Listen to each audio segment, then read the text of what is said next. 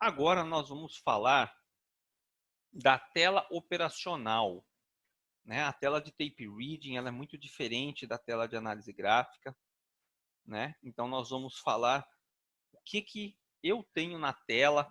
Claro que isso é uma adaptação, tem pessoas que não têm tudo que eu tenho, tem pessoas que têm mais coisas do que eu tenho, mas isso é uma adaptação. Então o que eu vou mostrar para vocês é a minha tela que eu estou acostumado e é a tela que eu uso diariamente. Vocês poderão, com o tempo, tirar algumas coisas, acrescentar outras, mudar alguns filtros, né, de acordo com a preferência de cada um, tá?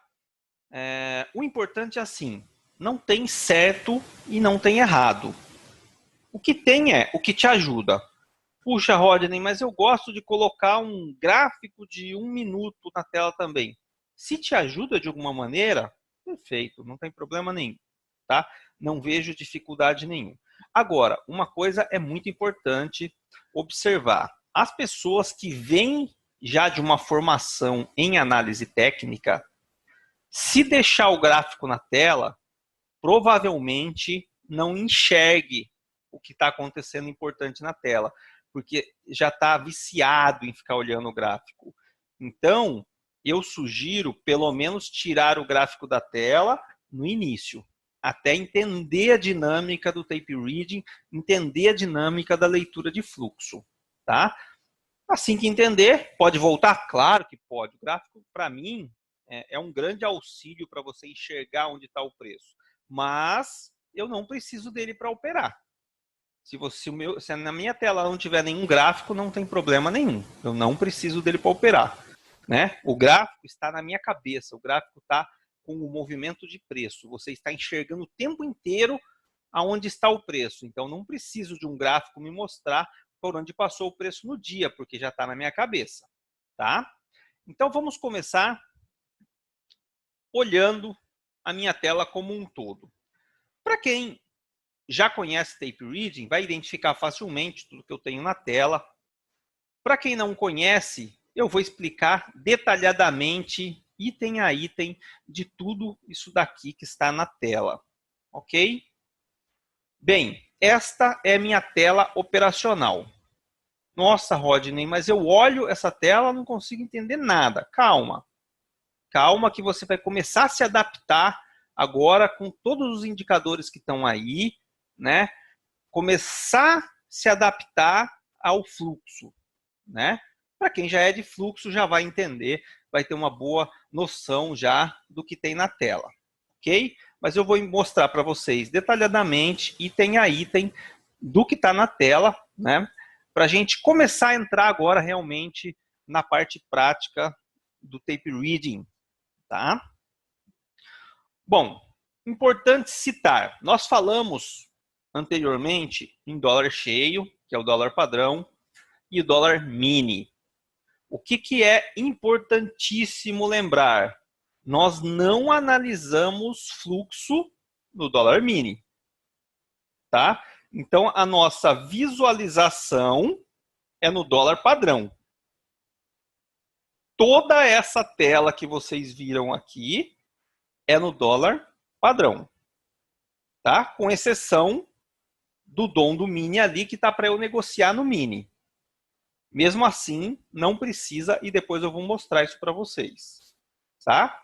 Então, visualizar, análise, a gente faz tudo no dólar cheio. Negociação, a gente pode fazer no dólar cheio ou pode fazer no mini dólar, tá? Às vezes entram algumas pessoas na minha sala e falam, olha, Rodney, tem 1000 contratos em tal nível de preço. Eu falo, onde está vendo isso? E o cara está olhando no mini. Galera, pode ter 1000, pode ter 5000, pode ter 10.000. Não me interessa o mini. Eu só analiso o fluxo pelo dólar cheio, ok? Vamos em frente. Então, toda essa tela é no dólar cheio, com exceção deste DOM, que é para fazer a negociação do dólar mini, tá? O resto aqui de toda a tela aqui, ó,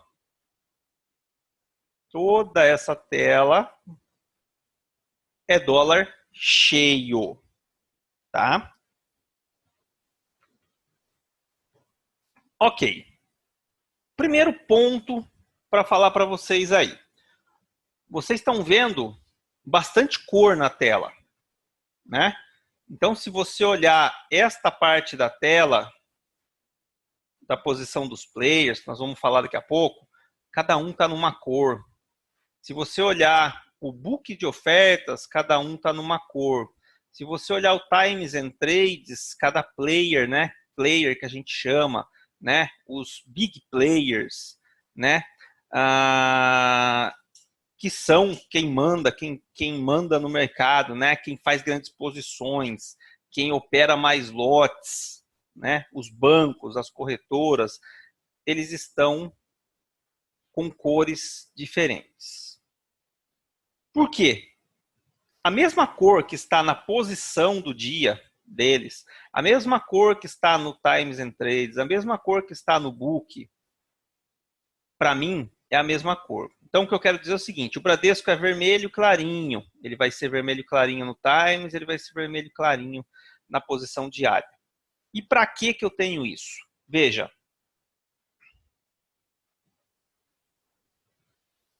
Primeiro, visual. Nós somos mais rápidos enxergando uma cor do que tendo que ler um texto. Então, se eu não coloco cor nenhuma, vou voltar para vocês aqui, se eu não coloco cor nenhuma, vocês estão vendo a XP aqui, ó, em amarelinho? Se eu não coloco cor nenhuma, eu vou ter que ler. A hora que sair aqui no Times, eu vou ter que ler XP aqui. Então, a cor ela é muito mais intuitiva e mais rápida. O nosso cérebro processa muito mais rápido do que eu ter que fazer a leitura do player aqui. Ok. E Rodney, por que você, por exemplo, colocou uma cor para XP e não colocou uma cor para UBS? A UBS é um player que ela está muito ativa no book. Então, ela está em todos os níveis de preço. Então, UBS e Plural, que fazem o que a gente chama de market maker, que são os formadores de preço, que dão liquidez para o mercado, que estão toda hora no book, eu não coloco, porque senão fica muito carregado de cor. E aí, olha como eu consigo identificar as cores aqui, o azulzinho claro, o BTG, né? O roxinho Capital, XP. Se tivesse tudo cheio de cor aqui, vira um arco-íris e eu acabo não consigo enxergar nada. Então, esta regra de coloração eu criei. Ela é personalizada para o meu gosto. A XP poderia ser verde? Poderia. Qualquer cor, pessoal. Porque assim, no começo, você vai ter dificuldade, você vai ter que ler ainda. Mas com o tempo, você já vai, a hora que sair a cor aqui, você já vai saber que é o player. Então é mais rápido para a gente identificar. Tá? Então, eu acho sim fundamental destacar os players. Tá? A cor que quiser, contanto que você se acostume depois com ela. Colocou a coloração dos players, deixar a mesma no Times, no Book, na posição dos players, deixar a mesma em tudo, porque aonde você olha, você sabe que é aquele player. Ok? Rodney, é fundamental fazer isso? Não. Eu acho que facilita, é mais intuitivo. Porém, por exemplo, aqui eu tenho Morgan Stanley e não tenho ele de outra cor. Por que, Rodney, que você não tem ele? Porque eu acho que é um player menos ativo no dólar.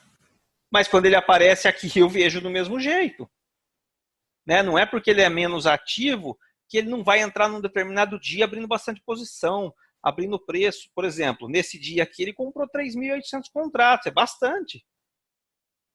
Mas não importa. Se eu quiser colocar uma cor para ele, eu venho aqui e coloco. Tá? Mas os players que eu considero os players mais ativos, né, tirando o UBS ali e tirando a Plural, né, eu tenho aqui cores para eles, tá? Então, eu acredito que seja bom sim ir se acostumando com uma cor sua, tá? Com uma cor sua. Ô Rodney, você acha legal colocar, por exemplo, os bancos nacionais ou estrangeiros todos de uma cor? Não acho legal. Porque a atuação de um estrangeiro é diferente da outra. E o que eu quero saber aqui é player. Então, eu prefiro colocar uma cor para cada.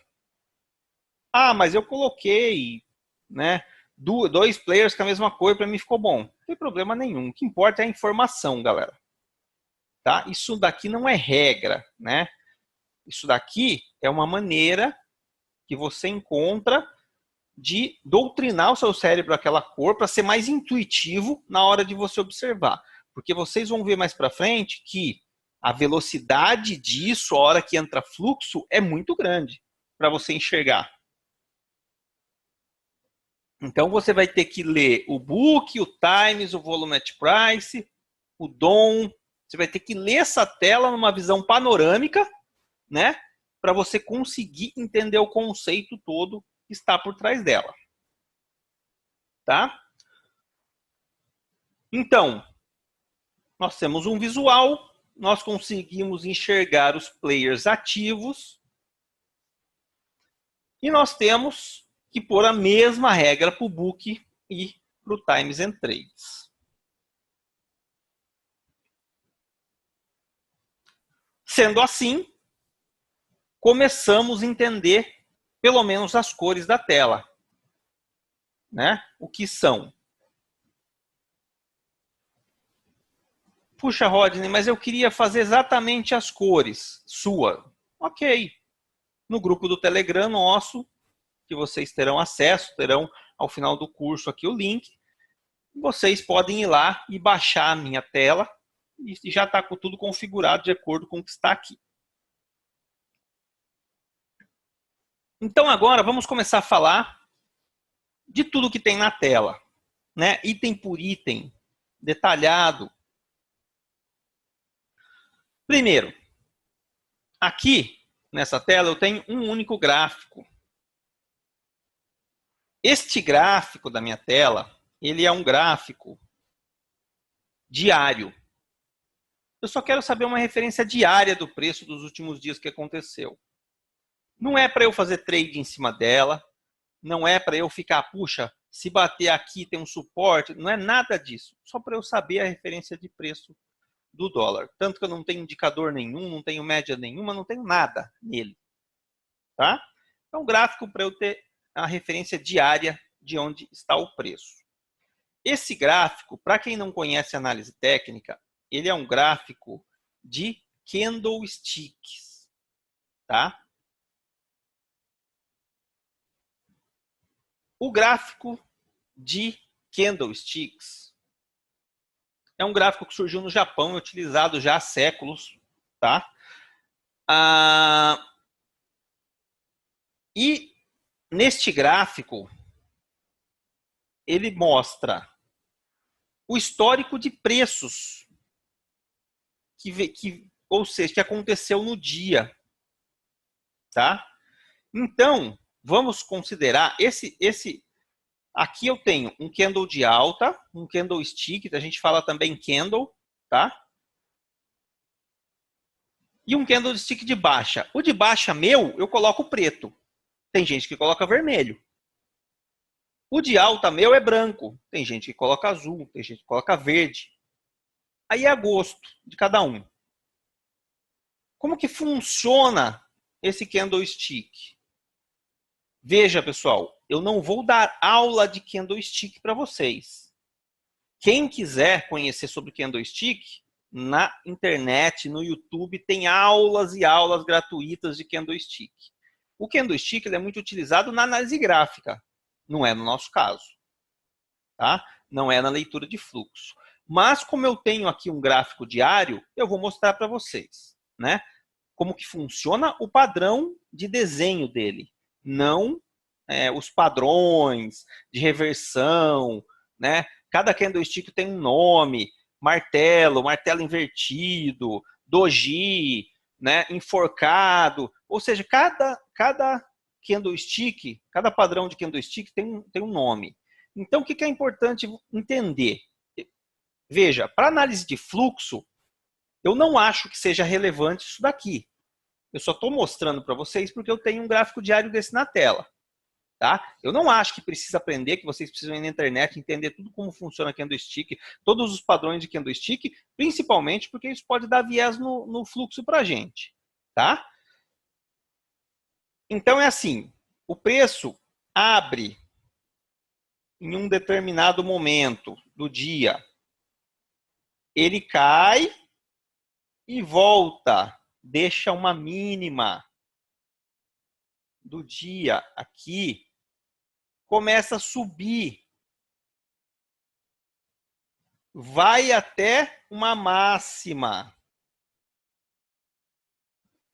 volta e fecha.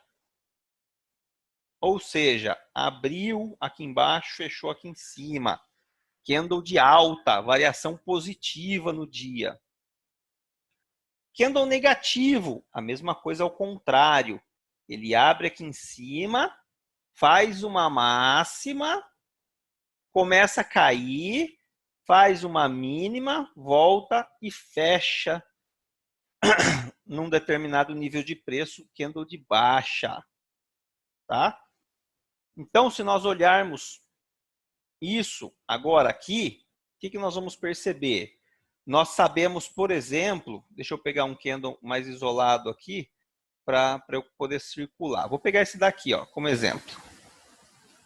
O que nós sabemos? O preço fechou aqui no dia anterior. Isso aqui é um gráfico diário. Tá? O candle fechou aqui. Esse foi o dia da JBSS, da delação, né? Que colocou o Temer na jogada. Então é assim, fechou aqui. Aonde ele abriu? Aqui. Qual foi a mínima do dia? Foi aqui mesmo. Abriu, só ficou para cima, não caiu. Máxima do dia, aqui, fechamento, aqui, tá? Ok? Então, veja, se nós pegarmos outro, vou tentar fazer este daqui para vocês aqui, ó. Notem, isso daqui é o que a gente chama de doji, tá? Apesar que a característica do doji mesmo é mais pro meinho, tá? Mas ele abriu, fez uma máxima, foi lá, fez uma mínima, voltou e fechou exatamente no mesmo preço da abertura. Então, como se fosse aqui do lado. Abriu, caiu, voltou, subiu, fez a máxima, voltou e fechou na abertura. Tá? Então, cada candlestick desse tem vários padrões, tem tudo mais, mas o que é importante? Eu só olho para ver o preço que chegou. Eu quero ter uma referência, qual foi a máxima do dia, qual foi a mínima do dia, qual foi a abertura, qual foi o fechamento. Ponto. Então, aqui eu tenho um gráfico que me dá um histórico de preço. Né? Eu sei que o preço está vindo aqui, ó, está fazendo isso daqui, ó, de acordo com essa linha que eu estou traçando. Tá?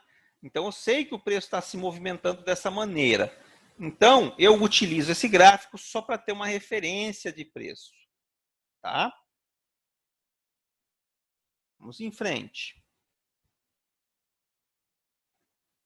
De novo, só ressaltando, eu não faço análises aqui no gráfico. Ah, aqui deixou um gap, aqui fez uma mínima, aqui acumulou, aqui fez um triângulo, aqui fez um retângulo. Não faço nada disso nesse gráfico aqui não, tá? Eu só olho o preço diário como referência de preço para eu saber onde está. Ok. Então, esse gráfico, ele é diário, sem indicador nenhum, sem média nenhum, sem nada.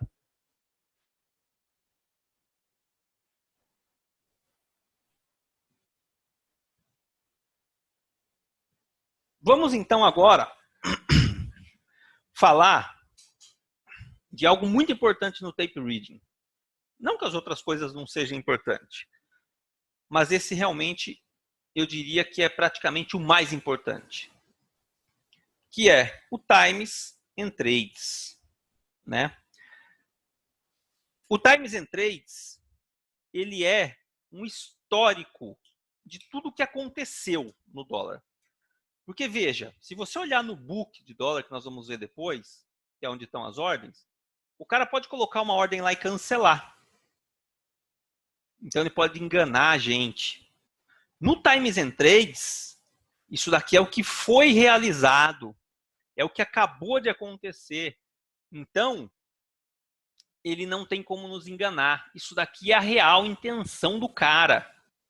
Isso daqui é o que o cara está querendo fazer no momento. E o cara que eu digo é o big player, é o player, né? Somos nós aqui, né? Então, todo o histórico de preço e o horário que aconteceu está aqui. Nada acontece no dólar sem estar registrado aqui. Todas as negociações estão aqui, tá? Então, vamos ver ele mais detalhadamente, exatamente esse aí, aplicando exatamente esse, nós vamos ver agora o Times and Trades. Bem, quais são as informações que nós temos no Times and Trades? Primeiro, nós temos o horário de negociação, inclusive com segundos aqui. Segundo, nós temos a quantidade que foi negociada. Terceiro, nós temos o preço que foi negociado. Quarto, nós temos o comprador e nós temos o vendedor. Como eu sei se foi a Plural que vendeu, que comprou do Santander, ou se foi o Santander que vendeu para a Plural? Por que eu digo isso? Quando a gente olhar o book de ofertas, vai ter, por exemplo, alguém comprando no 39,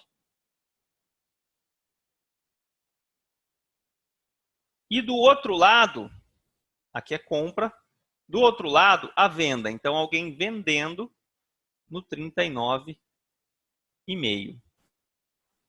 Quando eu falo esses números, né, galera, significa o 3,339 no dólar, né? Não é, eu só estou falando a última dezena, mas 3,339, né?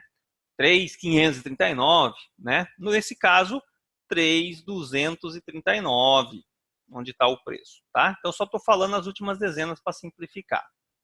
Veja, neste caso aqui, se é a Plural que está comprando no 39 e o Santander está vendendo no 39,5, se ninguém aceitar pagar o preço do outro, não sai negócio. Então, vamos supor que o Santander fale, eu aceito vender para a Plural no 39. Então, ela faz o que a gente chama de agressão. Ela agride a compra pregoada da Plural. Então, o Santander vai chegar com 5 contratos, tá? Neste caso não foi 5, né? Nesse caso foi 20, só que de 5 em 5. E vai falar assim, eu agrido a Plural. Então ela vende 39 na compra da Plural. Negócio realizado. Tá? O que ela tem no book aqui vai continuar lá. Até alguém aceitar vir aqui e pagar o 39,5. Então, nesse Times and Trades aqui, sempre que tiver verde, significa que o comprador agrediu o preço para cima, comprou mais caro. E sempre que tiver vermelho, o vendedor agrediu o preço para baixo. Então, você pode entender, né? Claro que não, isso daqui não é uma análise, mas você pode começar a entender que se o time está bastante verde, a pressão é compradora. Se o time está bastante vermelho, né, a pressão é vendedora. Tá? Então, neste registro do Times and Trades, você vai começar a entender agora o conceito de agressão, que a gente utiliza muito, né? O Santander agrediu, né? Por exemplo, aqui, o Itaú, olha quanto o Itaú agrediu na compra. Todos esses lotes aqui, ó, de uma só vez, tá?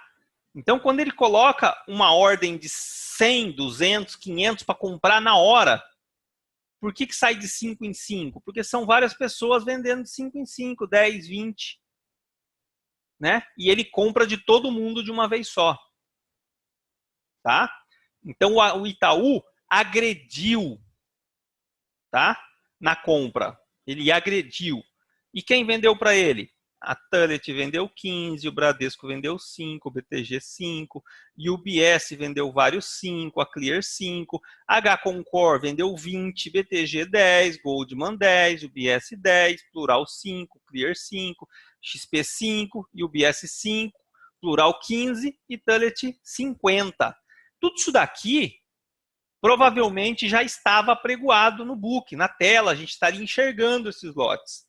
E o Itaú veio em uma boletada e tomou tudo. E agrediu, tá? Na compra. Verde, agressão de compra. Tá? Mercado tende a subir. Vermelho, agressão de venda.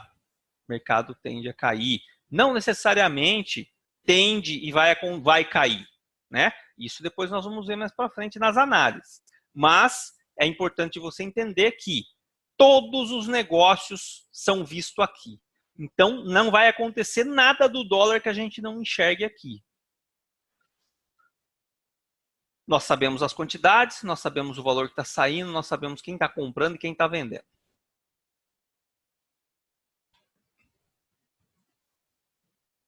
Então, o Times and Trades, ele mostra a real intenção do player. Por quê? Porque ele está realizando o negócio. Ele não está só falando o que ele quer fazer. No book é diferente, mas aqui é o negócio realizado, é o real. Aqui não tem enganação. Aqui nós vamos ver tudo o que está acontecendo, tá? Então, todos os negócios que a gente chama de fechados, né? Os negócios que foram realizados estão aqui, tá? Quem aceitou pagar o preço mais caro ou vender a um preço mais barato? Itaú aceitou pagar um preço mais caro e tomar. Santander aceitou pagar um preço, vender a um preço mais barato e bater, né? E vender, tá? Então, todos os negócios que acontecem no Times and Trades, eles são agressão. Ou agressão de compra, no caso de tudo que está verde, ou agressão de venda, no caso de tudo que está vermelho.